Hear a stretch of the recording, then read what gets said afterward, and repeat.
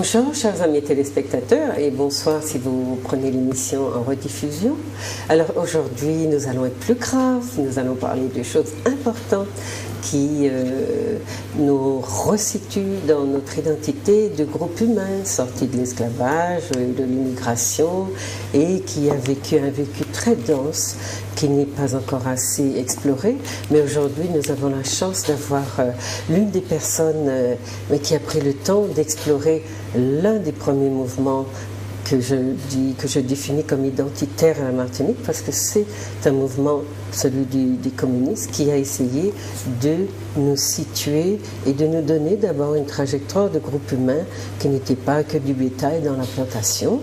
Donc je suis très heureuse de recevoir aujourd'hui Madame Bosphore-Rolande. Bonjour Madame Bosphore. Bonjour Madame Esmeralda. Voilà, qui nous a donc produit ce travail énorme que vous allez voir en diapo. Hein, vous allez voir le livre en diapo. Voilà, militant au pluriel et militantisme au pluriel communiste à la Martinique, 1920-1971. Donc c'est de cet ouvrage dont nous allons essayer de discuter, mais voilà, il est tellement dense et il y a tellement d'aspects à voir qu'il faudra 3-4 émissions pour essayer de l'épuiser. Donc aujourd'hui, on entrera essentiellement dans quelques thématiques que j'ai trouvées intéressantes pour d'abord aborder des aspects qui le sont beaucoup moins. On parle des communistes de manière un peu frivole, je crois, et là nous avons quelqu'un qui va nous planter dans un décor qui est beaucoup plus voilà, circonscrit et dans le cadre duquel on va essayer d'aborder justement les débuts, qui étaient ces personnes, la question des parcours individuels aussi est intéressante, et nous allons donc, moi je me suis plutôt intéressée à qui étaient ces personnes, comment ils sont sortis ils ont décidé de former ce mouvement, et puis ils ont voilà, prôné à un moment de leur vie ou de leur trajectoire de militants l'assimilation, dont nous connaissons aujourd'hui les problématiques on va dire des problématiques parasites auxquelles elle a donné lieu, et puis le redressement ou le retour vers le réajustement vers l'autonomie, une problématique plus liée à l'autonomie qu'à l'indépendance d'ailleurs, etc., etc. Donc on va essayer d'être dans ces questionnements avec donc la spécialiste qui a travaillé sur ces aspects. Ce sont des chapitres que je vous présente, donc pas tout l'ouvrage, mais je vous conseille d'essayer d'aller au bout du livre parce qu'il est très très riche. Moi-même je prendrai le temps d'y entrer de manière plus approfondie pendant les vacances. Alors voilà, avec nous avons aussi quelqu'un que vous connaissez, qui est déjà passé à Raison Pratique à plusieurs reprises et qu'on va situer dans les parcours singuliers que Madame Bosphore a tracés, même si Monsieur Armand Nicolas en tant que tel n'y est pas, mais c'est un parcours singulier puisqu'il est un fondateur de ce parti et du journal Justice, qui est donc le journal du parti. Donc il va vous dire de vive voix son expérience. C'est ce qui nous intéresse aussi, de voir de près les personnes qui ont été à l'origine de ce courant de pensée et surtout ceux qui nous ont versé dans des formes d'action, dans des formes de lutte, des formes de résistance, qui ont donné à la Martinique ce que j'appelle, moi, une identité, plus peut-être que les autres mouvements identitaires identifiés en tant que tels, qui ont plutôt, on va dire, décliné notre identité à partir d'une littérature, de la poésie, d'une vision un peu philosophique, alors que les communistes étaient dans l'action et que cela a changé aussi nos vies. Cette forme d'action a changé nos vies. Voilà. Donc, bonjour, Monsieur Armand Nicolas. Bonsoir, Juliette. Bonjour, ou bonsoir, voilà, ça dépendra à quel moment vous regardez l'émission. Et donc, voilà, nous allons commencer l'émission avec un petit film qui a été, je ne sais pas pourquoi, il a été réalisé, une petite vidéo, qui a été réalisée par M. Bougrainville, qui est musicien.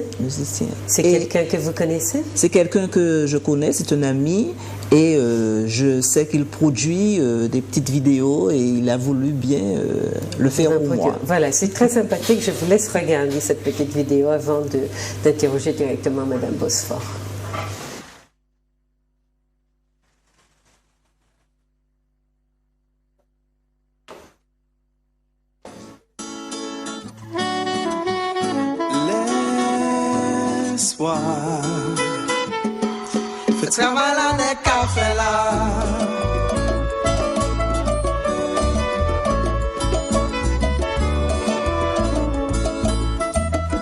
Rolande Bosphore, historienne. Aujourd'hui, je veux présenter cet ouvrage qui est issu de ma thèse de doctorat passée à l'Université des Antilles en décembre 2014.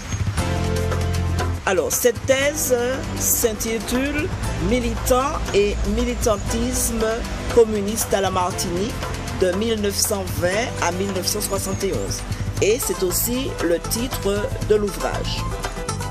À travers diverses sources, des sources orales, des sources imprimées, surtout du journal Justice, je montre le parcours de ces militants. Dans cet ouvrage, il ne s'agit pas de parler de théorie. D'autres l'ont fait avant moi et l'ont très bien fait. Il s'agit pour moi, dans cet ouvrage, de présenter des hommes dans leur quotidien militant. Des hommes qui ont fait la société martiniquaise d'aujourd'hui. Il s'agissait pour moi de montrer à l'œuvre, de montrer comment ces Martiniquais ont milité pendant toutes ces longues années et d'arriver à montrer leur implication dans les deux grandes mouvances politiques qui ont traversé la Martinique et qui la traversent aujourd'hui, c'est-à-dire l'assimilation, départementalisation et l'autonomie.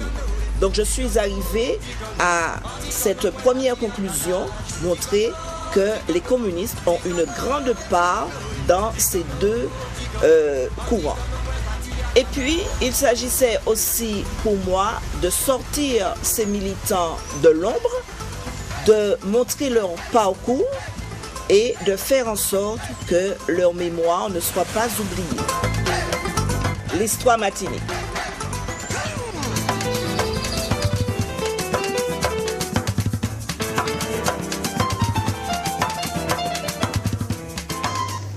Voilà, vous avez vu, c'est très sympathique et puis c'est l'histoire martinique. Quand on parle d'identité, qui mieux ou quoi mieux que l'historien et l'histoire nous parle justement d'identité. Madame Bosphore, donc vous vous êtes revue, ça a éveillé des souvenirs en vous parce que je crois que vous l'avez réalisé avant de passer à la médiathèque de Trinité.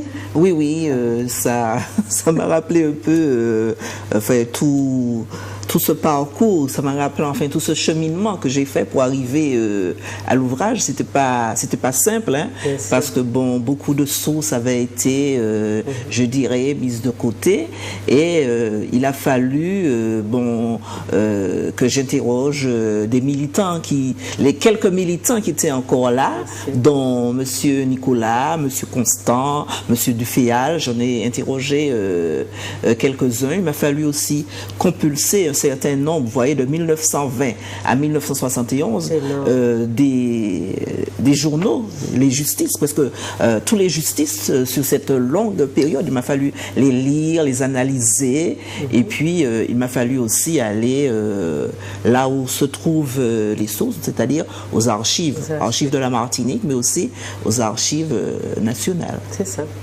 À l'époque, c'était quoi déjà, la Rue du Nord, ou vous étiez déjà à Aix-en-Provence? Vous avez dû aller à Aix-en-Provence? J'ai dû aller à Fontainebleau, j'ai dû aller à Fontainebleau, j'ai dû aller aussi à Aix. Voilà, et puis bon, je suis allé, je suis aussi à la Martinique, aux archives départementales. Armand, vous avez vu cette petite vidéo, ça vous a parlé? Oui, ça me rappelle évidemment la compagnie, si on peut dire, qui s'est réalisée avec Hollande, au sujet de cet ouvrage qui me paraissait extrêmement important, quoi. Du point de vue de l'historien. C'est davantage de l'histoire, mais ce livre-là, il est, je crois, ce qui existe de plus complet sur le mouvement communiste à la Martinique. Voilà. C'est pourquoi il est davantage un ouvrage sociologique, il couvre... Académique aussi. Il couvre véritablement... Une période importante. Hein. Toute l'histoire. 50 années. Toute l'histoire du mouvement, d'une part, et à travers ça, l'histoire de la Martinique pendant toute cette période considérée. Voilà. Alors c'est d'autant plus important que cette période est importante à sortir de la Première Guerre, et puis surtout, c'est là que les choses se passent. Et le Parti communiste est au plus haut de son au fait de son existence, son apogée, sa parole, c'est l'adhérence sociale de la population, ou l'adhésion plutôt de la population à cette vision de la société, ce projet de société. Et je crois que dans toute cette période-là, on a le Parti communiste obtient très souvent plus de la moitié des voix lorsqu'il y a des élections, jusqu'à 60% des voix. Oui, hein. Donc il y avait une adhésion populaire très très forte, voilà, très forte. C'est-à-dire que avant la Deuxième Guerre mondiale, enfin avant 1945, les communistes étaient beaucoup plus en train de construire leur mouvement, de construire également, d'organiser les travailleurs, c'est ce qu'ils disaient, ils organisaient les travailleurs, organiser les syndicats, et ils se lancent véritablement dans la bataille électorale, un peu dans les années 30, mais surtout après 1944-1945. C'est là qu'ils se jettent dans la bataille électorale, et on voit que, la moisson est importante. La moisson est importante, elle est belle, puisqu'ils arrivent à s'imposer, à devancer ceux qui étaient... traditionnellement les défenseurs des ouvriers sur le plan politique. Ils arrivent à dépasser les socialistes, voilà, et ils arrivent à s'imposer et à prendre un certain nombre de municipalités. Voilà. Alors, avant d'entrer dans plus d'explications, moi, il m'intéresse de comprendre pourquoi vous avez écrit. Donc, militant, on peut le comprendre, mais militantisme communiste dans la Martinique au pluriel. Alors, si vous prenez ma thèse, militantisme n'est pas au pluriel. C'est, je dirais, c'est une erreur de frappe, non, pas une erreur de frappe, c'était... J'en ai discuté avec l'éditeur, et qui a voulu, en me disant que pour les lecteurs, etc., il fallait, il voyait plus. On a discuté, hein. Moi, quand j'écris ma thèse avec mon directeur de recherche, nous ne mettons pas S à militantisme. On prenait militantisme comme un substantif. Et lui, il me dit, pour montrer aux gens qu'il y a eu plusieurs étapes, plusieurs formes de militantisme, est-ce que vous ne voulez pas qu'on mette S à militantisme? J'ai cédé. Oui, alors c'est vrai qu'à la page 13, vous écrivez militant et militantisme communiste à la Martinique sans S.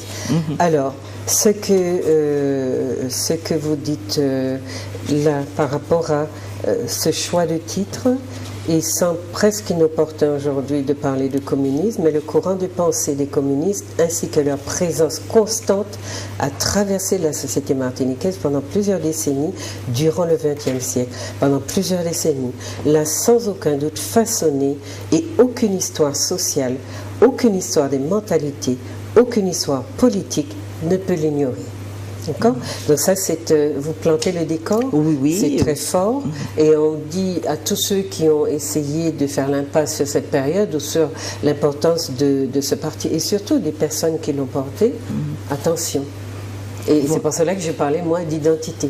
Voilà. Oui, parce que bon, je me suis dit, bon, quand j'ai dit, bon, c'est inopportun de parler de communisme aujourd'hui, mais enfin, parce que bon, on se dit, c'est mort, c'est pas parce que c'est mort aujourd'hui que dans le passé, ce courant n'a pas eu son importance et n'a pas façonné en quelque sorte notre société. Oui, mais le terme mort, moi-même, j'ai eu à vous dire, non, je ne pense pas qu'un mouvement meurt. Je pense qu'il, en fonction de l'actualité, de l'évolution des mentalités, etc., les idées se passent dans d'autres formes d'expression. Mais un courant comme ça qui a fondé la Martinique, parce que pour moi c'est un mouvement fondateur, comme lorsqu'on parle de groupe fondateur, on ne peut pas considérer que ce courant de pensée soit mort, mais il s'est reconverti dans d'autres formes de pensée. Et il y a toujours cette lutte pour maintenir une pensée, une générosité aussi sociale, hein, ne pas laisser les plus démunis livrés à eux-mêmes.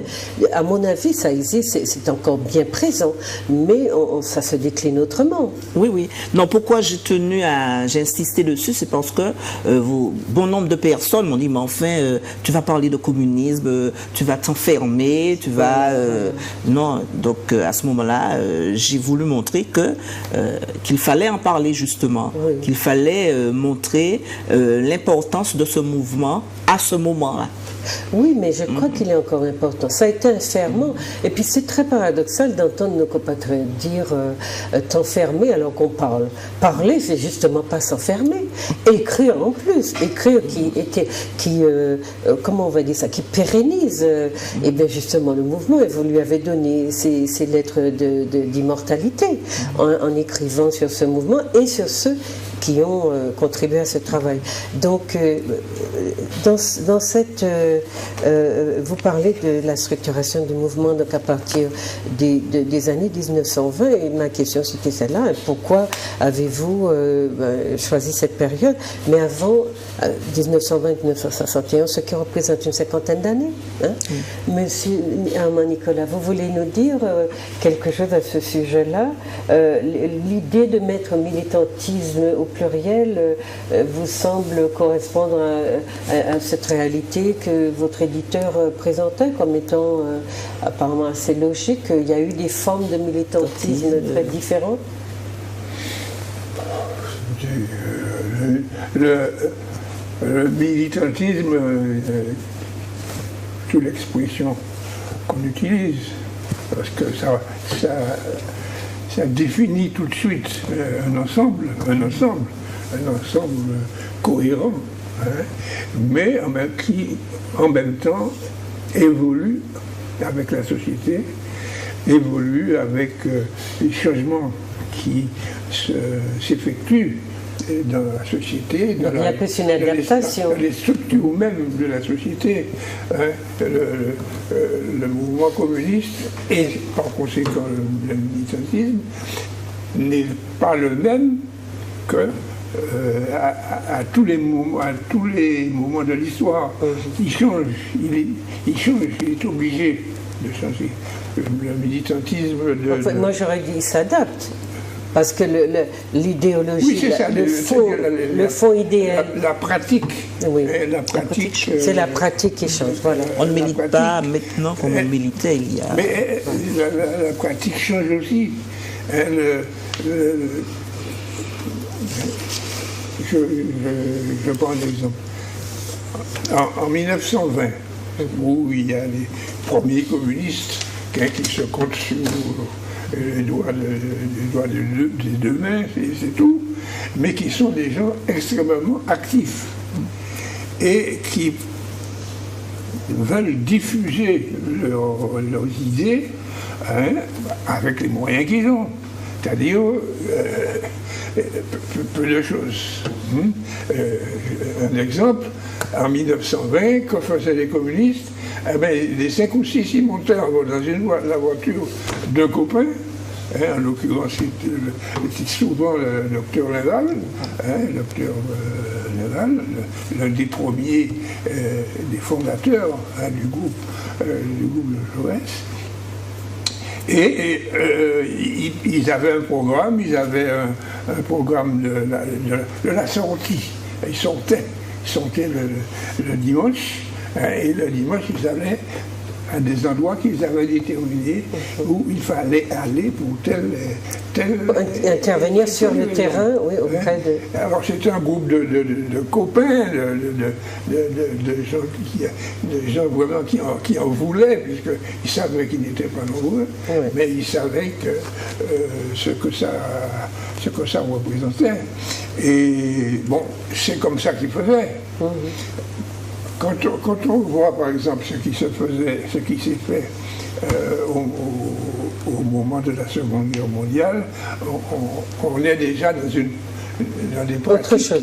Alors, si vous permettez, on va revenir sur cet aspect-là, mais moi, ça m'intéresse de comprendre, puisque dans votre cheminement, en tout cas dans la progression de votre texte, vous insistez donc sur le fait que à partir des années 1920, on va voir un groupe de personnes s'organiser autour d'une idée ou d'une idéologie qui consacre, si vous voulez, une sorte de préoccupation de comprendre la situation du peuple et de lui vouer à la limite son attention, et puis de trouver des solutions pour le sortir de la misère. Donc j'aimerais que vous en disiez quelque chose là-dessus, mais surtout, avant 1920, vous mettez en avant le fait que la vie politique se partageait entre les colons blancs et ce qu'on appelait les libres de couleur. C'était ça la lutte en fait. Elle portait sur d'autres préoccupations. Alors avant 1920, c'est-à-dire au début du siècle, il n'y avait pas on ne pouvait pas parler de libre de couleur, puisque tout le monde était libre avant 1920. D'accord. Avant 19... Vous parlez de 48, moi je parlais de la vie avant 48. Avant 48, ah oui, avant 48, la vie politique. La vie politique. Ouais. Donc il y a les colons blancs qui cherchent à organiser le pouvoir, mais pour eux, et puis il y a les libres de couleur qui cherchent à avoir aussi du pouvoir. Et ceux qui n'étaient pas libres, donc les esclaves, bon, ils n'avaient droit à rien. Après 1948, les choses vont progressivement changer. Et c'est là qu'on va voir apparaître le mouvement socialiste, jusqu'à la fin du 19e siècle. On voit apparaître le mouvement socialiste. On voit aussi, jusqu'à maintenant, on voit apparaître ce mouvement socialiste, et aussi on voit apparaître les radicaux. Et C'était le groupe Jean Jaurès dont vous parlez là? Non, les radicaux, c'est le groupe avec Victor Sévère. Les socialistes. Les socialistes, c'est Jean Jaurès. Mais Jean Jaurès arrive à partir de 1919.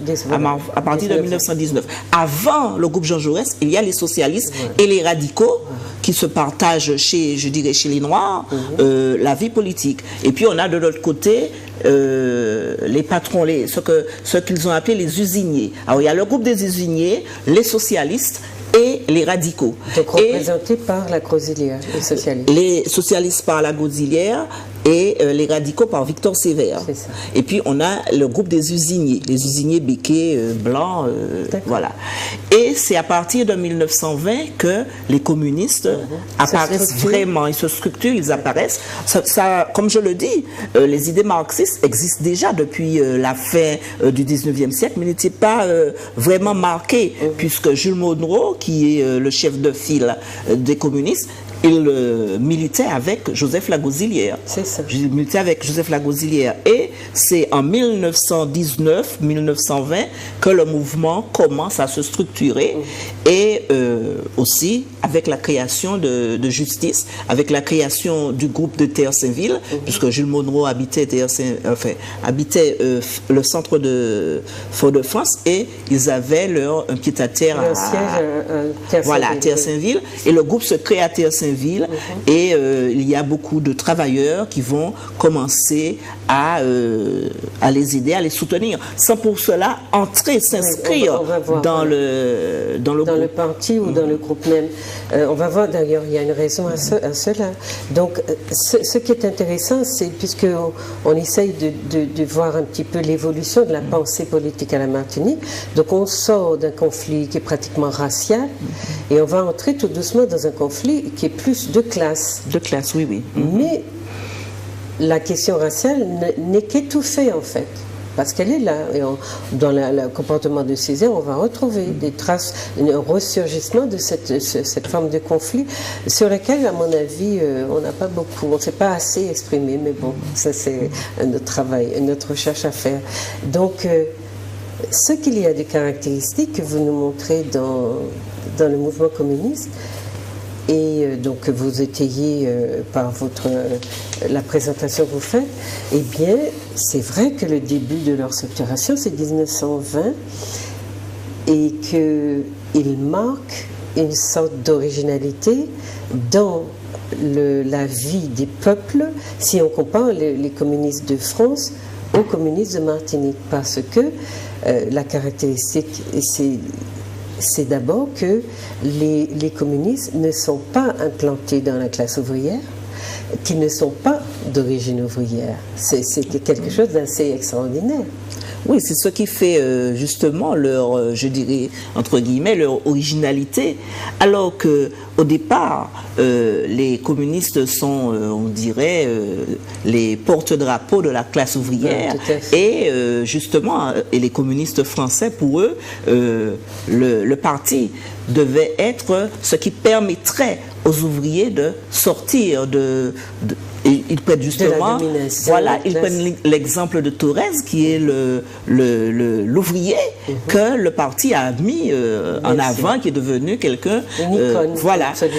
Et quand on prend le cas des amis de Jean Jaurès, eh bien, on a surtout des intellectuels qui ont fait de grandes études en France. On prend le cas de Jules Monod, on prend le cas de Linval, on a aussi de grands artisans, des orfèvres. On a quand même des gens d'une certaine, on pourrait parler d'une classe bourgeoise moyenne. Voilà, une bonne classe moyenne.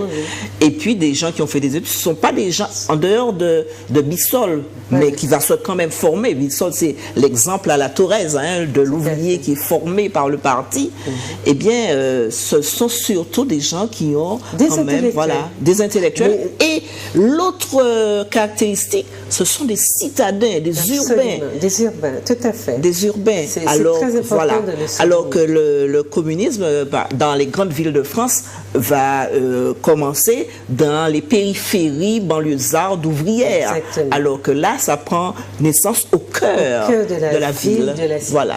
Mais de la citadinité. Mais ce qui est intéressant, c'est qu'à la Martinique, beaucoup de gens, parce que nous fonctionnons très souvent avec des préjugés par manque de savoir, beaucoup de gens sont persuadés que les communistes, c'était des timalérés, c'était des gens qui avaient intérêt, justement, un intérêt de classe à structurer un mouvement pour défendre les intérêts des ouvriers. Moi, j'aime beaucoup qu'on insiste là-dessus, parce que c'est cet idéalisme-là, parce que cela relève d'un idéalisme, de se mettre du côté de la classe pauvre ou de la classe basse, comme on l'appelle un peu ridiculement, mais c'est aussi mettre son savoir, un idéal, proposer un idéal à une société, comme je l'explique un peu dans Duféal, à une société qui sort de la déshumanisation, qui n'en est pas sortie d'ailleurs, mais qui a vécu dans une déshumanisation, j'allais presque dire, presque inédite au monde, dans le monde, et qui va donc se trouver, qui va trouver ces idéologues, ces fers de lance pour dire, voilà, on va réhumaniser notre société, on va proposer un idéal de beauté, enfin une esthétique de la relation et puis de la vie, quelque chose qui va, voilà, faire monter, mais vraiment de plusieurs crans, la vision que peuvent avoir les petits, les malheureux, de leur présence au monde. Oui. Et je reprends l'exemple de Jules Monod, je reprends l'exemple de Linval. Bon, ce sont des gens qui, je dirais, avaient des biens, des gens qui étaient instruits, mais moyenne, qui n'ont pas. Monod était il a été avocat, il a été professeur de philo, et qui n'a pas hésité à se ranger du côté de la classe, enfin, des ouvriers de l'époque. Bon, il faut savoir aussi que à cette époque, autour de Fort-de-France, il y a quand même encore des distilleries, quelques petites habitations. Donc il y a des ouvriers, il y a les ouvriers du port. Qui ne sont pas organisés. Qui ne sont pas organisés. Et ils se donnent comme mission d'organiser ces ouvriers-là. Voilà. Voilà, tout à fait. Et il en fait donc, ils en font une force. Et ils en font une catégorie sociale qui va se structurer, prendre corps et poser des revendications. Alors qu'ils descendent d'une population qui était transformée en meubles, etc., qui n'avait pas même une conception de leur propre humanité, de leur propre utilité, même si ça... Voilà, donc c'est une question de poser de la conscience sur des corps, sur des objets que la société esclavagiste avait complètement instrumentalisés. Donc c'est un projet extraordinaire et j'aime beaucoup qu'on mette l'accent là-dessus, même si après on va reprocher quand même à Monroe des choses, hein, parce que dans l'assimilation, il est aussi un fer de lance de l'assimilation. Mais enfin voilà, c'est d'abord ça. Donc le petit peuple, parce qu'aujourd'hui on est complètement à l'opposé. Aujourd'hui, tous nos intellectuels, pratiquement, ont démissionné. Et ils servent plutôt les intérêts de leur propre groupe. De leur propre groupe et de ceux du groupe favorisé qui leur donnent, qui les aident à monter, puisque nous sommes beaucoup préoccupés de monter. On ne sait pas jusqu'où on va, ni ce qu'il y a là-haut, mais enfin, on veut monter. C'est très important. Donc, on a démissionné. Ce projet généreux, on ne l'a plus. Armand, qu'est-ce que vous en pensez ? Oui, c'est très intéressant. Cette idée que tu avances, elle est justement une des caractéristiques de l'originalité du mouvement communiste martiniquais. Il faut pas perdre de vue l'aspect évolutif des choses. Le mouvement communiste à la Martinique, qui s'est créé officiellement en mai 1920, il a déjà, il ne tombe pas de rien. Il ne tombe pas de rien. Il est l'évolution de mouvements qui existent avant. Les socialistes de la Martinique, qui sont apparus de manière, disons, officielle pratiquement en 1900, très peu de temps avant l'éruption de la montagne Pelée, qui publie un journal qui s'appelait Le Prolétaire, et qui sera animé très vite par des socialistes. Ils ne sont pas encore communistes à ce moment-là. Ils ne sont pas communistes. C'est ça. Et ils font partie, d'abord, la plupart, ils ont leur racine de formation à l'extérieur. Aussi bien les Brie que même Sévère et les autres, etc., sont des gens qui se sont formés en France. C'est ça. Et qui, en France, ont fait leur classe en quelque sorte. Et ils découvrent aussi le PC. Se sont inscrits au Parti communiste en France. Il n'existait pas encore. Enfin, ce qui existait, il y avait un vous allez comprendre pourquoi je dis ça. Le Parti socialiste, je dis, en France, à la fin du siècle, du 19e, et dans les premières années du 20e, le mouvement socialiste, il s'appelle déjà socialiste, il est très diversifié. Il y a en réalité, il y a plusieurs groupes, plusieurs tendances, plusieurs courants, plusieurs tendances. Tu as des socialistes qui sont, disons, très révolutionnaires, et tu as des socialistes qui sont des réformistes, etc. Bon. Mais ils sont au Parti socialiste. Et le Parti socialiste lui-même unifié va s'unifier en France en 1905. Voilà. c'est à ce moment-là qu'on peut parler vraiment de Parti socialiste. Encore qu'il soit toujours traversé par des tendances diverses. Alors, ce qui fait que les Martiniquais, comme les Mouis, et pas les Mouis, comme Sévère et Linval, le Monod, sont des Martiniquais qui sont socialistes, qui s'inscrivent au Parti socialiste. Et c'est là qu'ils font leur classe. Ils font leur classe parce qu'en France, il y a de très nombreux groupes socialistes. L'association d'étudiants. Alors, ils font leur classe et donc, ils ont une formation qui est fortement influencée par les différentes tendances qui existent.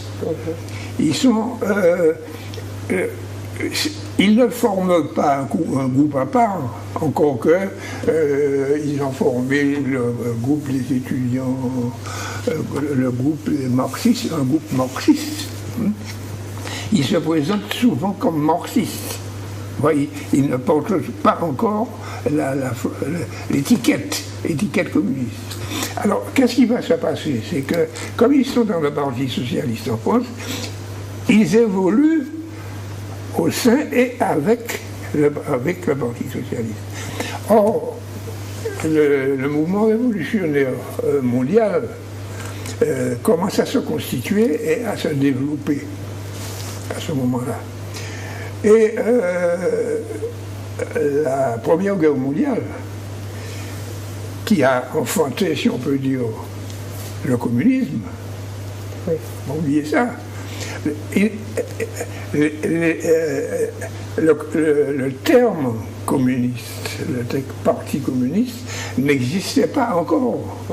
Non, mais c'est aussi il existait, avec l'émergence du point de vue théorique, mais du point de vue organisation, il n'existait pas encore. Oui, c'est ça. Le mot communiste s'est implanté avec avec les changements qui existent à ce moment-là dans le mouvement révolutionnaire. Et par exemple, le parti qui va s'appeler communiste, il s'est appelé d'abord le Parti social-démocrate. Et il va prendre justement le nom communiste avec son évolution du point de vue théorique, c'est-à-dire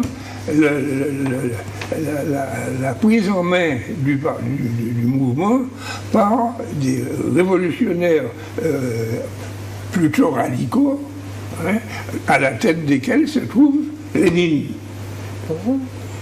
Bon, alors, la révolution qui se fait en Russie, à ce moment-là, qui a ces deux phases. La première phase qui est social-démocrate et la deuxième phase qui va être la phase communiste. Et le Parti communiste va se former et prendre ce nom seulement après cette révolution de 1917.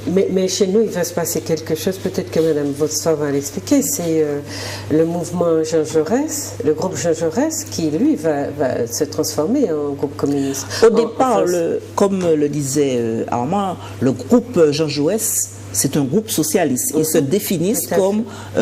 Justement, s'ils prennent le nom de Jean Jaurès, qui est un leader socialiste, c'est parce qu'ils se disent que les socialistes de la Gosilière ne sont pas de vrais socialistes, parce qu'ils se sont alliés aux usiniers, même pour faire des élections, ils se sont alliés aux usiniers. Nous, on est de vrais socialistes, donc nous nous mettons à part. Voilà. Nous nous mettons à part et ils prennent le nom Jean Jaurès. Jean Jaurès, leader socialiste.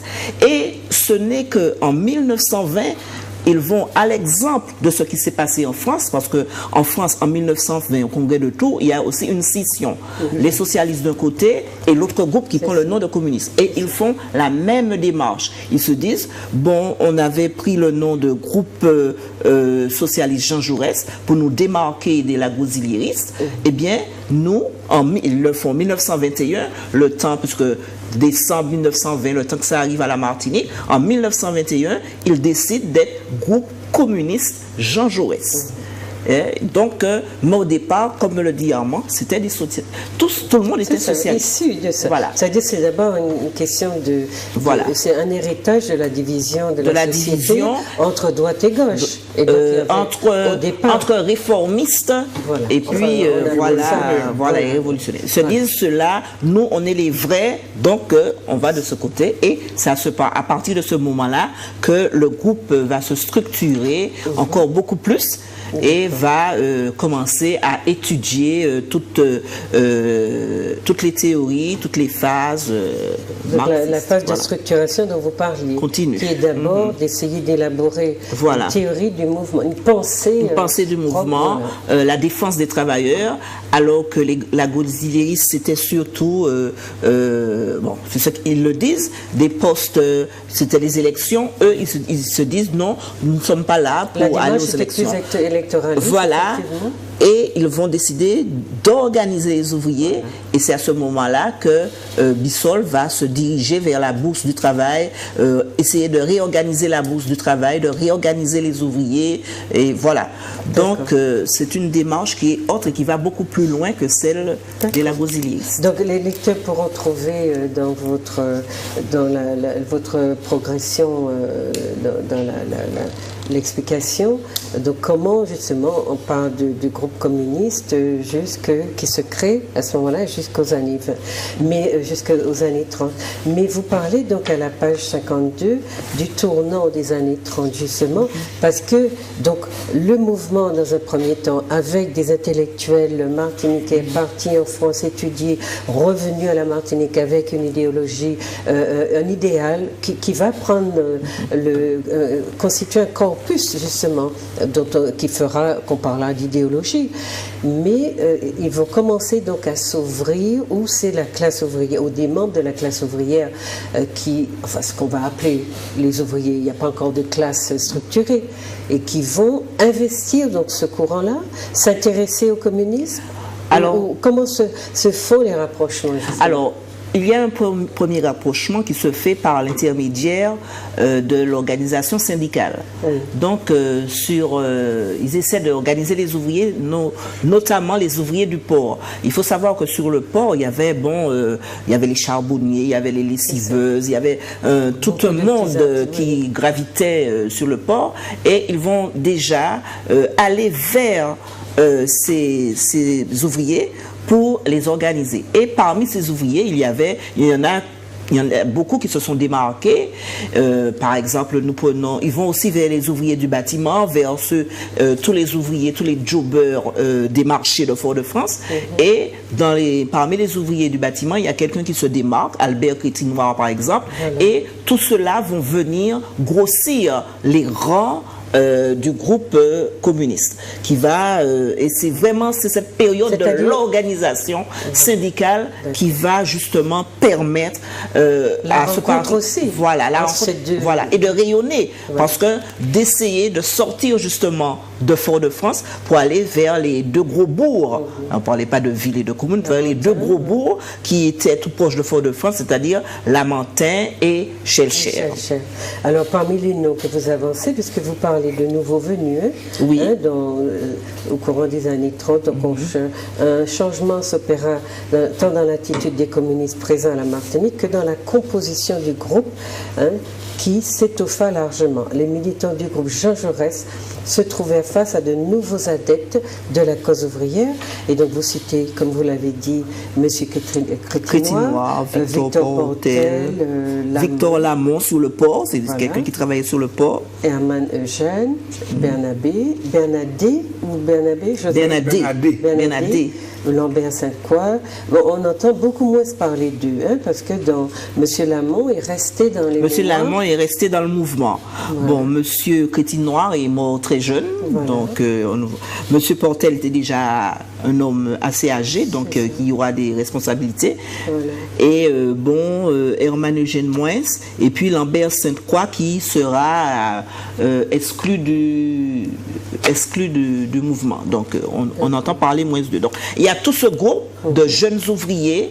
Et Philibert Dufayel n'est pas encore c'est son père plutôt. C'est son père.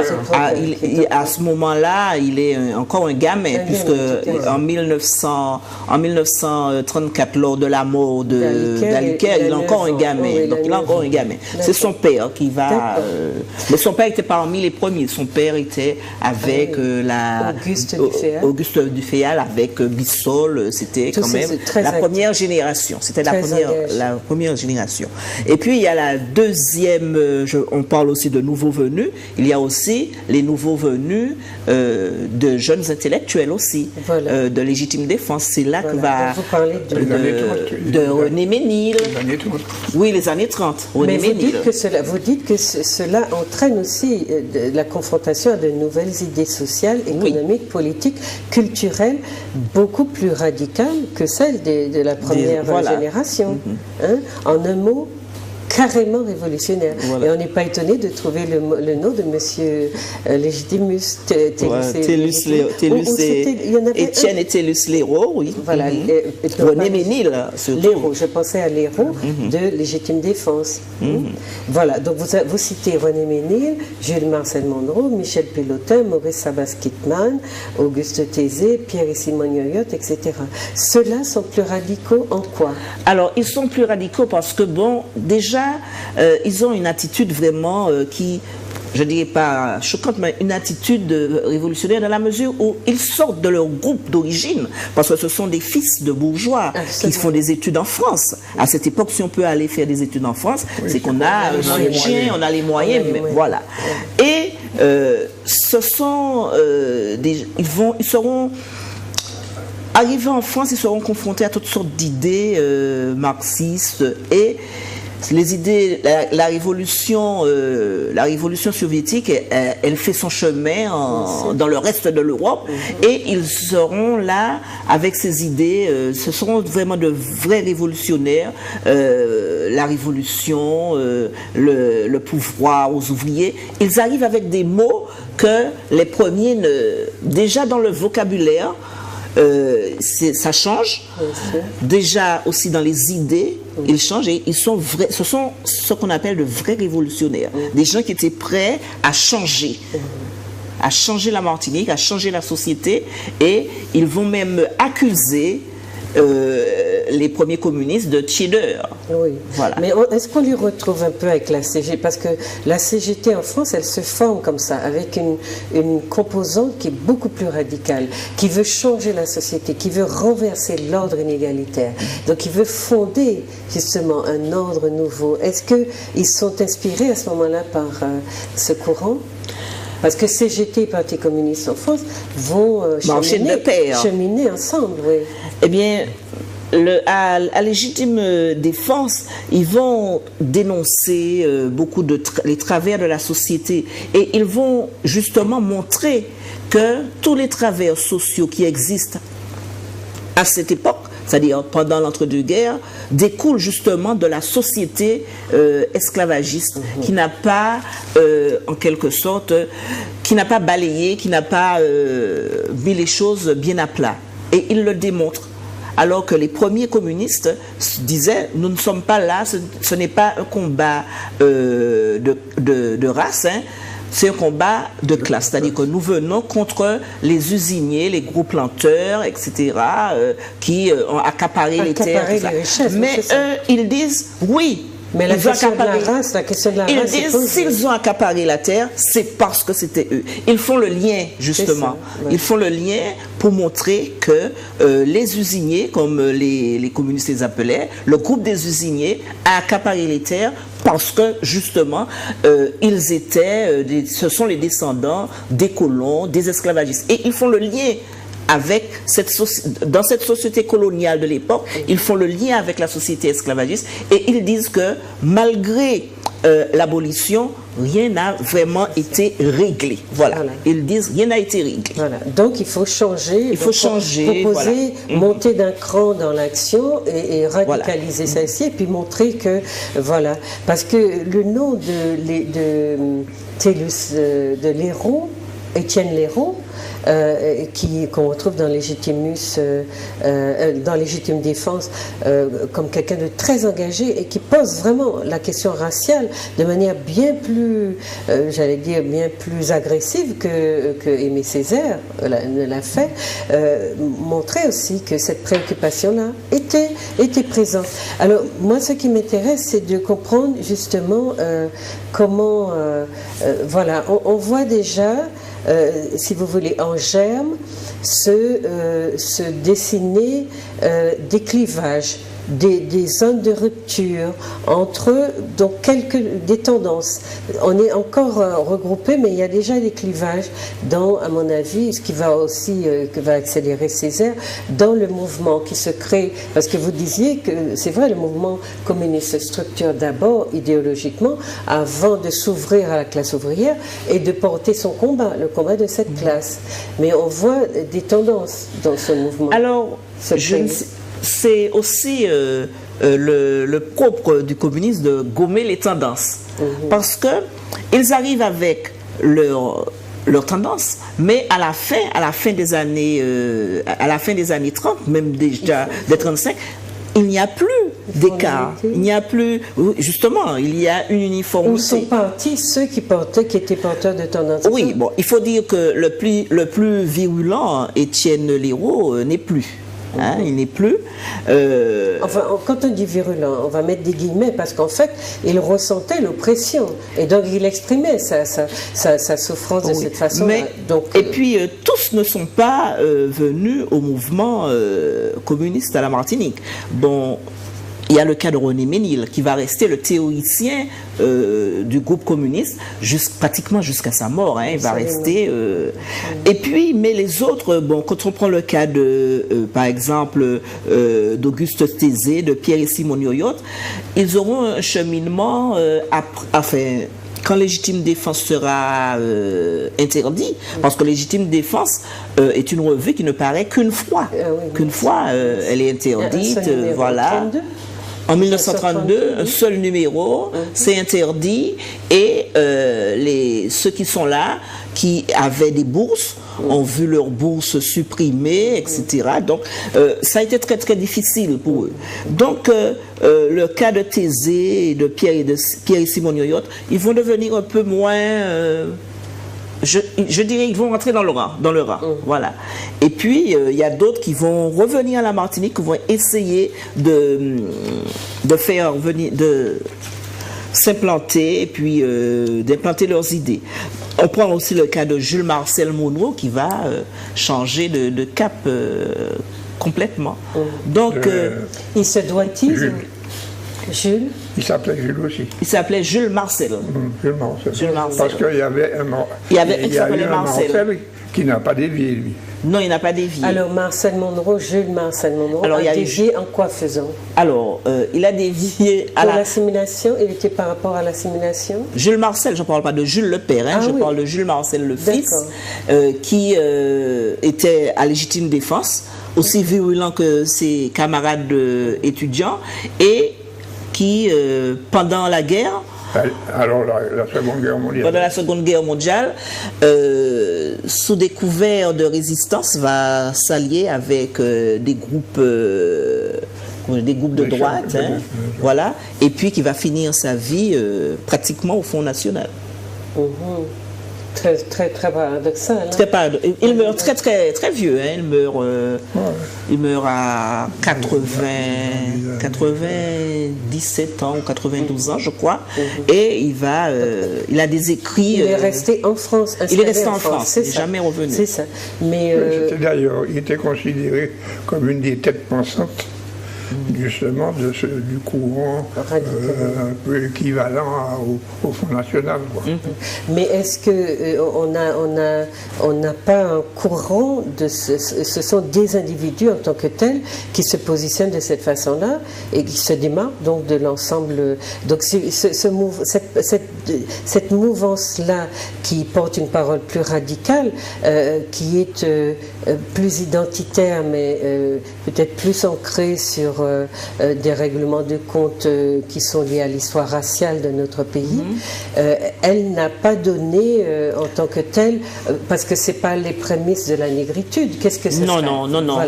Donc on n'est pas dans quelque chose qui va se fondre dans le groupe. Dans le groupe, et en même temps, ce sont des individus qui vont faire des choix plutôt qu'une mouvance qu'on va retrouver par exemple à droite, etc. Jules Monod, Jules Mancel, il a vécu d'ailleurs en France, et ses idées et ses tendances pour lesquelles il s'est fortement impliqué en France, il avait plus d'influence et d'importance en France. Oui, il a écrit pas mal. Aux Antilles, à la Martinique. Il a beaucoup écrit. Le père, vous parlez du père? Non, du fils aîné. Il a beaucoup écrit. Il est sur la sociologie du communisme. Il a beaucoup écrit. Il a vécu en France. Et sa radicalisation, ça n'a eu aucune incidence. Aucun impact sur... Et sa radicalisation s'explique comment? Alors, il fait une autre analyse. Il fait, à la fin des années 30, il fait une analyse du communisme. Et il dit que le communisme ne peut mener à rien. Donc, et à partir de cette analyse, il cherche, dit-il, d'autres voies. D'accord. Donc, maintenant, pour ce personnage, au cours de la Seconde Guerre mondiale, se forme en France un courant fasciste, un mouvement fasciste. Oui. Pendant la Seconde Guerre mondiale, sous le régime de Pétain. Et il a soutenu... Enfin, tu avais déjà l'Italie de Mussolini et des autres, non? Qui précédait un peu, qui a donné aussi... c'est une sorte de carrefour, avec Pétain, avec Franco, en 1936 avec l'Italie, avec l'Allemagne. C'est quelque chose de plus... Donc il s'est fondu dans ces mouvements-là? Alors il est plus du coup qu'on a appelé collaborationniste. Et de tendance fascisante. Et si bien que on ne dit pas ça trop, mais je le sais d'avant, il a failli être fusillé. Il était un ami personnel de Robert Brasillac. Robert Brasillac était un intellectuel, disons, philosophe français, très fascisant. L'une des têtes pensantes. D'accord. Ce monsieur-là, apparemment, il n'a pas ensemencé notre... Non, il n'a pas ensemencé. Voilà, il n'a pas ensemencé. Donc, pour la Martinique, nous, on essaie quand même de voir ce que ce mouvement a construit à la Martinique. Donc, vous avez fait comme ça, établi une trajectoire. Voilà. Et on arrive à un mouvement unitaire. Voilà, structuration du mouvement sur le plan idéologique, ouverture aux ouvriers, donc pour lesquels, qui est un petit peu la raison de leur projection, leur objectif, c'est de trouver donc une ouverture pour cette catégorie qui souffre, qui est dans la misère, etc. Et puis vous parlez donc après la Seconde Guerre mondiale, à la page 60, donc une ouverture aux autres catégories socioprofessionnelles. Donc on sort d'une orientation plus ouvriériste pour aller vers une sorte de on va dire, pas généralisation, mais plus démocratisation, je ne sais pas comment vous l'appelez. Oui. Du mouvement. Du mouvement. Oui. Parce que bon, on sait que le tissu ouvrier n'était pas extraordinaire en Martinique. Bien sûr, il y avait les distilleries, les ouvriers des distilleries, mais on va se diriger vers les ouvriers agricoles. Les ouvriers agricoles qui seront justement, je dirais, le plancher justement de l'action communiste, la base de l'action communiste. Bon, on sait qu'en France, les paysans ont été très réticents à suivre les communistes. Mais là, les ouvriers agricoles, on va se diriger vers les petits artisans et aussi vers toute une frange de petits fonctionnaires.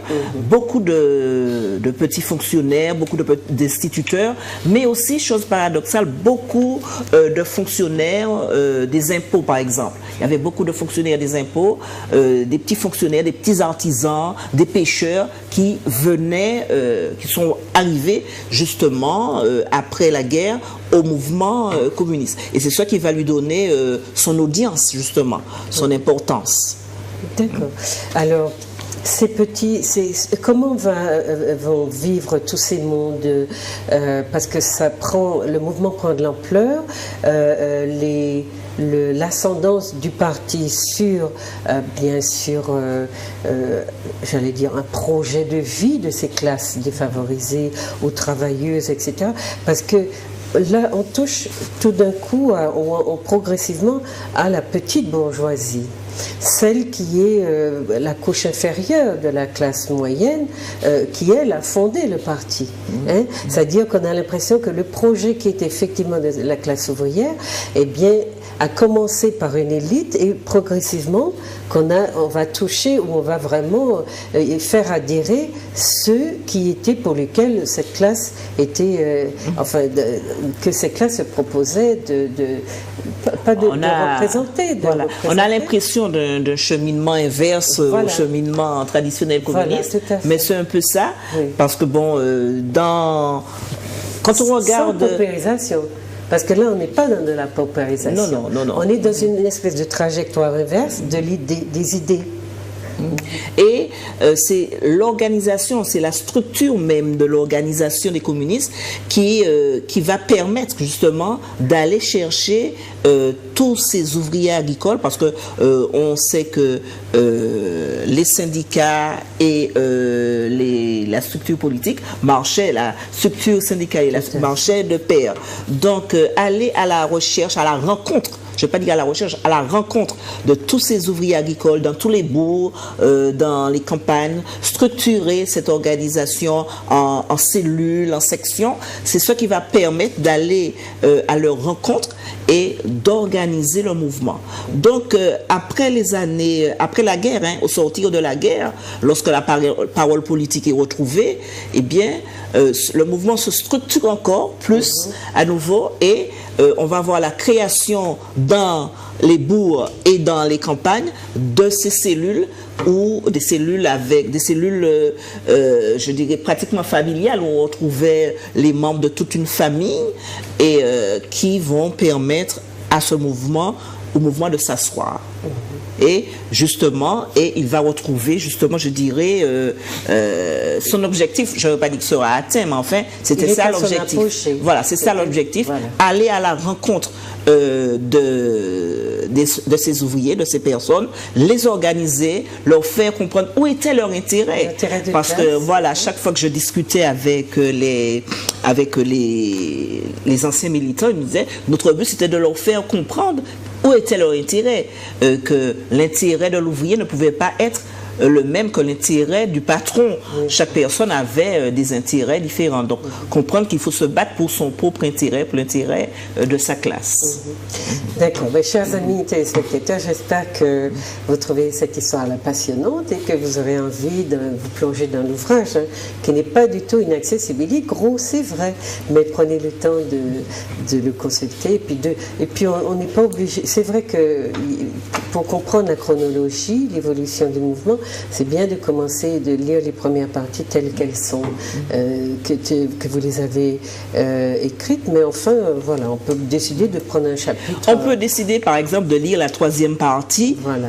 Toute seule, parce que la troisième partie, c'est la partie où on voit les communistes impliqués dans la société martiniquaise, où je parle des liens avec l'autorité, avec les autorités, des liens avec la religion, des liens avec les autres Martiniquais eux-mêmes, montrer comment les militants, je dirais, traversaient cette société, louvoyaient entre les lois, entre ce qu'il y avait à faire, à ne pas faire, et ça peut se lire comme ça. Voilà. Parce que moi, la troisième partie, moi, j'ai trouvé que, en fait, on a toujours quelque chose qu'on préfère dans un ouvrage. J'ai trouvé la partie sur les relations avec la religion, alors que bon, c'est quand même quelque chose d'extraordinaire.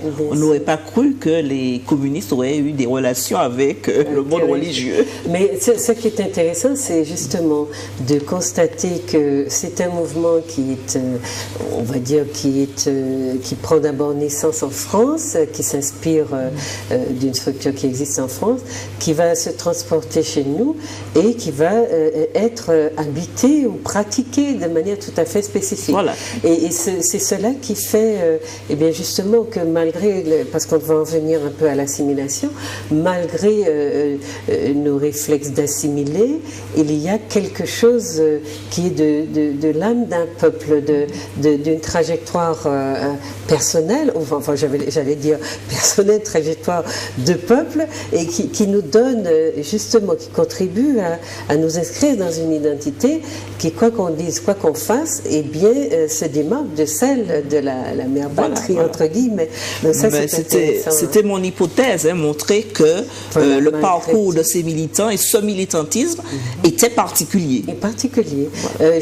Donc je me permets, je ne veux pas empiéter sur votre ouvrage, mais quand j'ai travaillé sur le cas Philibert Dufayel, qui était l'ouvrier par excellence dans le mouvement, à côté de beaucoup d'intellectuels, eh bien je pensais à tout ça. En même temps, c'était mettre pas opposer, mais montrer les contrastes qu'il y avait à travailler avec des intellectuels, à adhérer à certains courants de pensée et à être rester dans son monde ouvrier avec sa vision, parce qu'il n'a pas perdu, il est resté plus que jamais enfermé dans son idéal. Il a été ce qu'on a appelé pas un radical, comment s'appelait ce monsieur de stalinien, on l'a caractérisé de stalinien, mais en même temps être structuré très fortement par cette idéologie qui lui permettait de s'expliquer le monde dans lequel il vivait et d'expliquer aussi, alors lui du coup il a expliqué les différences de race et les différences de classe, il a été communiste et cégétiste, il a été, c'était quelque chose d'assez complexe à gérer, et il a été autodidacte, il a appris par les écrits. Et donc, comment l'organe de presse qui était Justice, qui a été conçu très tôt, a contribué justement à structurer une pensée communiste à la Martinique. Eh bien, je te laisse parler, Justice. Oui. Eh bien, Justice Justice a été présentée comme, je dirais, le support. Justice était, j'ai mis dans mon ouvrage que Justice était leur avatar en quelque sorte. C'était le support, le bâton avec lequel on allait vers les autres. On allait vers les autres. Le support du militant, c'était Justice. Les militants vendaient Justice. Justice était vendue partout. Et on se rend bien compte que c'est le seul journal d'opinion de la Caraïbe qui a duré aussi longtemps. Et qui dure encore. Non, mais de chez nous, non? Ah oui, c'est le seul. Le plus vieux. Le plus vieux. Oui, mais je ne dis même pas de chez nous, de la Caraïbe. De la Caraïbe. En tout cas, M. Belrose a fait un petit topo là-dessus. Et justement, je pense que c'est Justice qui leur a permis d'être aussi connus dans toute la Martinique, parce que Justice était vendue dans toute la Martinique, qui leur a permis d'être aussi connus et qui leur a permis aussi de mener certaines batailles à bien. Alors, moi, je vous rappelle, hein, si vous allez au siège du parti, c'est quoi la rue à Terre-Saint-Ville, où se trouvent les archives du parti. Voilà. Quand vous avez besoin de faire des travaux, allez-y, lisez des numéros de justice des années, même pour des choses très simples. Moi, je les ai consultés par rapport à la hausse des prix. Des problématiques qui ont été posées lors de la grève du mouvement social de 2009, et j'ai été très étonnée de voir que depuis les années 20, il y a des articles sur la hausse des prix et les prix qui sont trop élevés, et on a l'impression que c'était une problématique nouvelle, alors que depuis le début, la Martinique se plaint de pratiquer des prix trop élevés par rapport au niveau de la population. Alors, mais non, comme le temps malheureusement presse. Alors, qu'est-ce que c'est que cette histoire? C'est aux communistes qu'on doit l'idée d'assimilation. Ce qui est un paradoxe, puisqu'on a montré... Alors, moi, je trouve ça fantastique, parce que je parlais d'identité, et je trouve que tout ce que révèle d'ambiguïté, de générosité, d'idéal, toute cette démarche vers quelque chose, vers un absolu, et qui fait qu'on on va à la recherche de ça, et puis on développe en même temps des contre-courants d'idées qui nous plongent dans quelque chose d'absolument réesclavagisant, hein, parce qu'on n'a pas finalement notre trajectoire, j'allais dire... au plan des mentalités, notre trajectoire, celle de nos idées, celle de notre vision du monde, celle de notre plantage même au cœur de quelque chose qui serait nous, révèle en fait la tragédie de notre histoire. Vous voyez ? Quel était, vous demandez, page 85, donc d'abord, quelle forme devait prendre l'idée d'assimilation, et puis d'où venait cette idée d'assimilation? Alors, ce qu'il faut voir aussi, il faut se remettre dans le contexte de l'époque.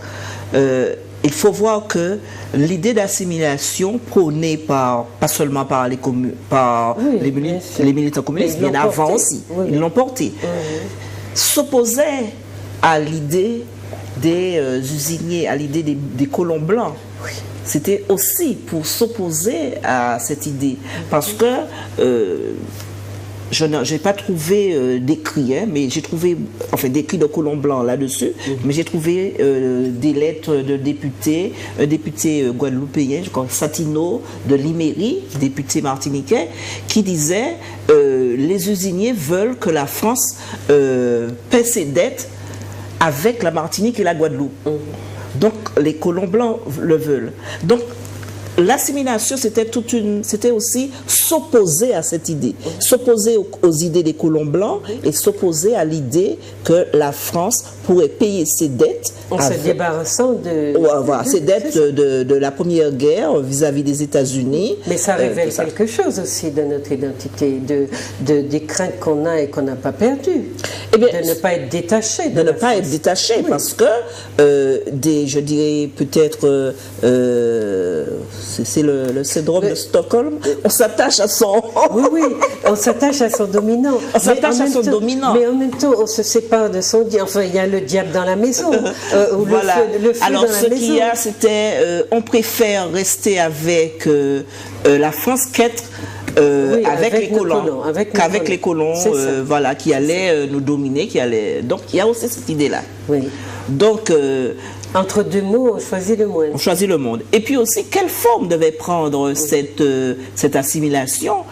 C'est pas l'assimilation où on est entièrement dominé et on reçoit tout. C'était une assimilation, je dirais, un peu partagée. C'est-à-dire que Monroe prévoyait. Mais les communistes et ceux qui adhèrent à cette idée-là, ils découvrent quand même dans la pratique que, comme le disait M. Aliker, ne croyez pas, enfin il parlait d'un ministre qui lui avait dit, ne croyez pas qu'on va vous donner tous les avantages des Français, on va vous la donner par morceaux. Et jusqu'à aujourd'hui, c'est vrai, l'assimilation totale, elle est presque impossible. C'est toute l'histoire de l'assimilation. C'est toute l'histoire de l'assimilation, c'est-à-dire avoir rêvé d'une fusion qui n'a pas pu se faire parce que les intérêts, la métropole a toujours su, elle, garder ses intérêts. Mais dans ce que vous disiez, entre deux mots, nous avons choisi le moindre, mais la France, elle a joué à ce jeu-là avec beaucoup d'ambiguïté et de, voyez, esprit partisan, parce qu'au fond, ces colons, elle les a jamais abandonnés, elle les a toujours protégés, elle les a toujours, d'une certaine façon, donné de l'ascendance sur tout ce monde qui demandait à être assimilé, finalement. Donc c'est un jeu de dupes duquel nous ne sommes pas tout à fait sortis. Enfin, ça c'est moi qui vous dis ça, hein. C'est pas écrit dans votre livre, mais voilà, chers téléspectateurs, il faut faire la part des analyses que j'avance, c'est ça. En fait, ce jeu de dupes-là, on le retrouve dans ce que moi j'appelle l'identité, une identité paradoxale.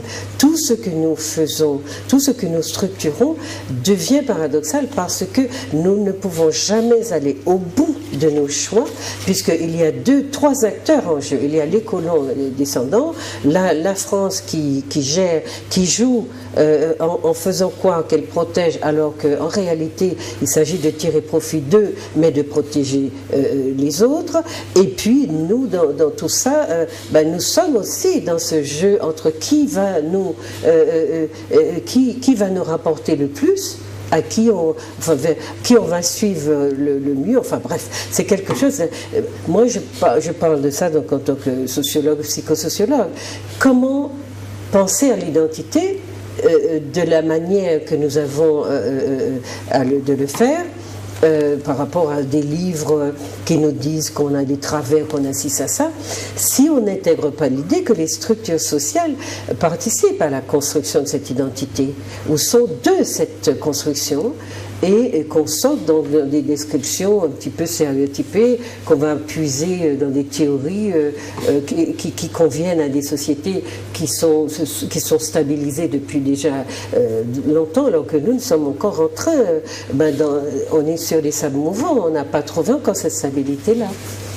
Ce qu'il y a, le choix de l'assimilation, c'est un choix très, je dirais, difficile parce que complexe. Le choix du non-choix aussi. Le choix du non-choix, parce que complexe. Parce que bon, on arrive 100 ans après, un siècle après, mais qu'est-ce qui s'est passé avant?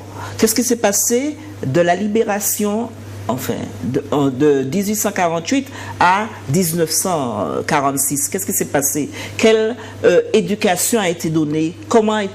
Qu'est-ce qu'on a montré aux gens? Leur a-t-on dit qui ils étaient? Non, on a toujours montré que, qu'il n'y avait que le choix de la France, qu'il n'y avait que l'exemple français. Ça, c'est ça qui a été montré. On n'a pas montré qu'il y avait un exemple, qu'il y avait d'autres exemples, qu'il y avait d'autres choix. Et quand les communistes arrivent, les communistes qui arrivent là ne sont pas des communistes révolutionnaires, hein, qui vont faire la révolution. Ils sont réformistes, on sait, ce ne sont pas des communistes révolutionnaires. Et il y a aussi l'immédiat, hein, la misère immédiate à laquelle il faut pallier. Il y a ces prix qui flambent, il y a ces enfants qui ont faim dans les campagnes. Donc, le choix était très, je dirais, difficile ou facile. C'est-à-dire, il fallait, il fallait parer au plus précis. Répondre aux besoins de la population, aux besoins immédiats. Et aussi, et puis ça a été plus facile dans la mesure où je vous ai dit, on n'a jamais montré aux gens qui ils étaient, où ils devaient aller, etc. Et comme on le sait, vous l'avez dit, beaucoup d'intellectuels dès cette époque ont je ne dirais pas ont failli, mais ont laissé les choses se sont occupés d'eux-mêmes et pas du peuple. Mais il n'empêche justement que confronté à cette sorte de dilemme qui est permanent et qui s'est pas résorbé, on est toujours dans cette situation de ne pas se connaître et de devoir composer avec une réalité, avec une métropole qui protège ses intérêts, et qui protège aussi ceux des colons d'une façon ou d'une autre, et puis des colons qui eux sont dans la logique du projet de société qui était le leur, c'est-à-dire c'est l'économique. Et on voit bien que c'est une société qui privilégie cette forme de lobbyisme économique dans lequel on vit toujours. Et donc, ce que je voulais faire ressortir en vous disant cela, c'est que pour la sociologie, l'identité ne peut pas s'appréhender en dehors de ces contradictions-là.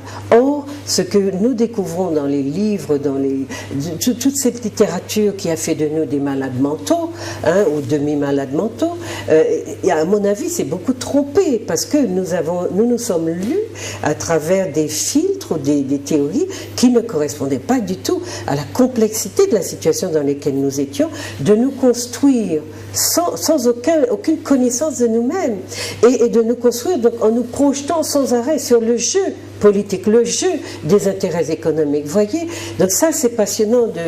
Chers amis, vous allez pouvoir lire et analyser en profondeur, parce qu'il y a vraiment de la matière de livres de Madame Bosphore, mais si on devait en parler, à mon avis, c'est pour ça que j'ai commencé un peu à vous parler de l'identité, parce que votre livre nous donne aussi l'opportunité de nous interroger sur toute cette littérature qui essaie de nous définir.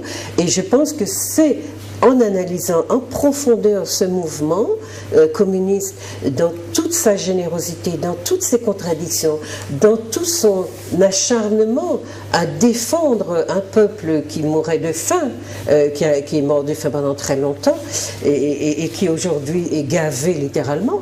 Ce qui est sorti d'un extrême, c'est le chaud et le froid, souffler le chaud et le froid, sortir de la famine et au gavage. À l'hyperconsommation.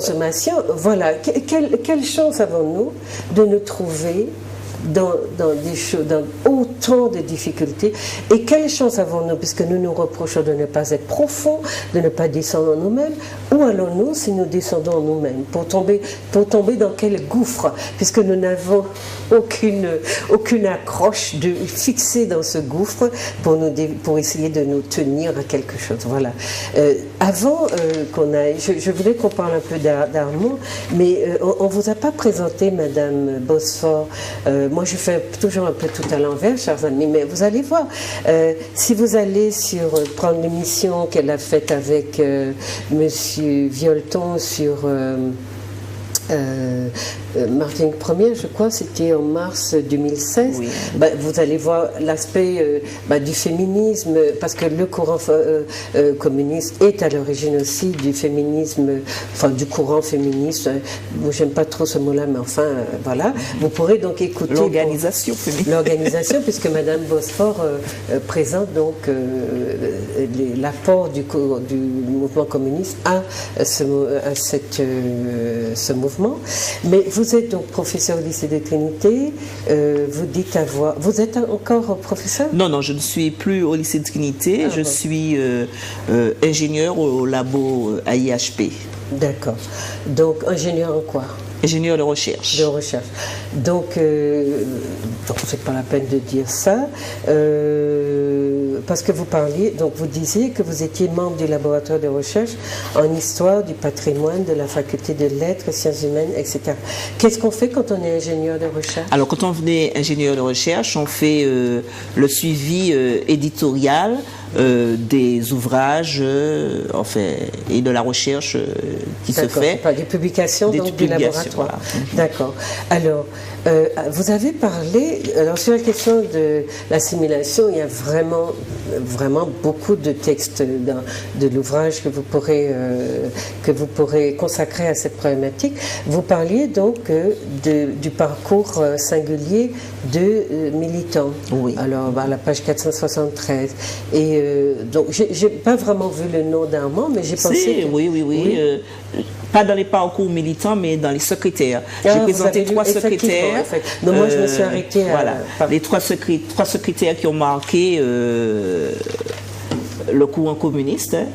Alors, il y a Ephraïm Marie-Joseph, Camille Sylvestre et Armand Nicolas. Voilà, parce qu'Armand a été victime donc, de ces grands intellectuels qui se sont généreusement impliqués dans ce désir d'améliorer le sort de ses compatriotes et qui a été donc puni pour l'avoir fait.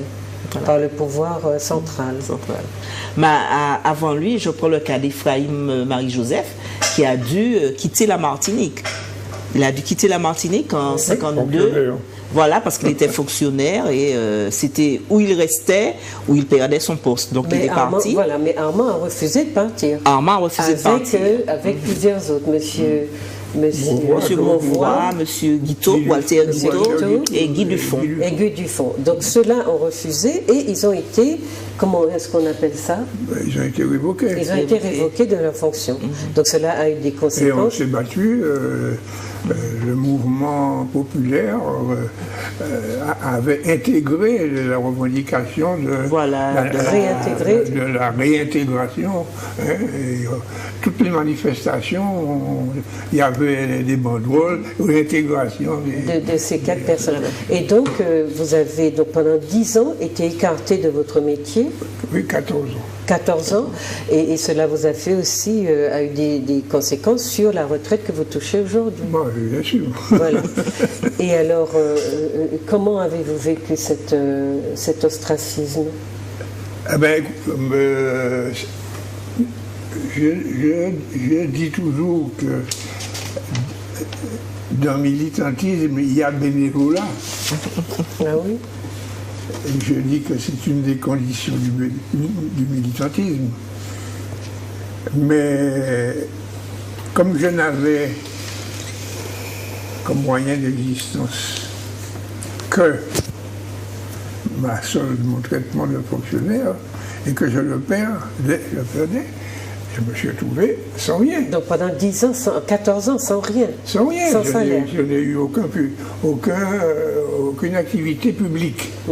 Publique, comment dirais-je, qui puisse être rémunérée. C'est ça. Hein, il s'agissait d'une sanction et je n'ai jamais trouvé de travail.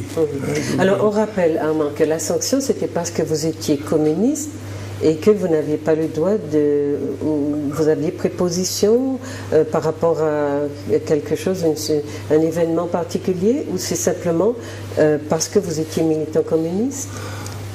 Ah non, enfin, il faut voir ça comme à l'époque. Je dis, et je le dis de plus en plus, les années 60, surtout les 5 premières, ont été une période de terreur politique coloniale. Le pouvoir colonial s'était fixé comme objectif de détruire le Parti communiste. Et la destruction du Parti communiste passait par, évidemment, la neutralisation de ses dirigeants. Étêtage, comment on dirait. On coupe les têtes. On coupe les têtes. On coupe les têtes et de cette manière, on coupe tout, quoi. D'accord. Et vous étiez une tête. Et bon, ce qui fait que j'étais un habitué des tribunaux. J'ai plusieurs condamnations. Oui.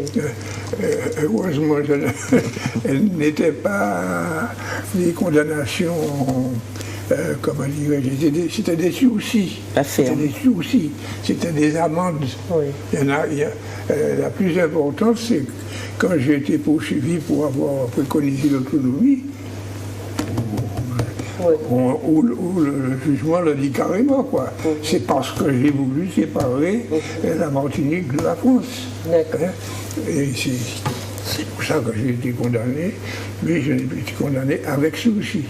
Et puis est venue à ce moment-là l'affaire de l'OJAM, où le jugement affirme que on peut demander. La revendication de l'autonomie elle est légale, elle est normale, elle ne doit pas entraîner de condamnation. D'accord. Alors voilà, je vois clignoter notre petite lumière. Alors non, tu as pour répondre à la question. Oui. Alors je visais de quoi?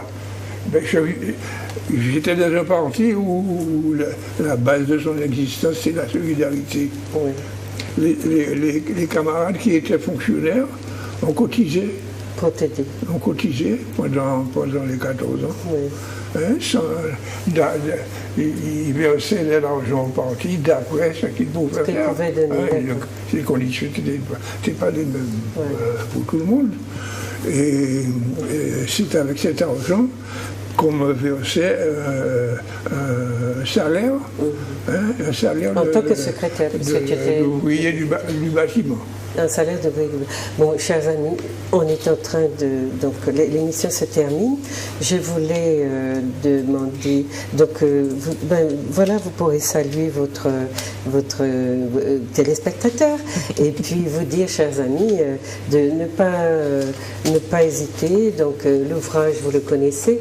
À côté de ça, il y a un ouvrage que j'ai écrit, je ne veux pas en profiter pour faire de la publicité, mais c'est Philibert Dufayel qui est là une biographie.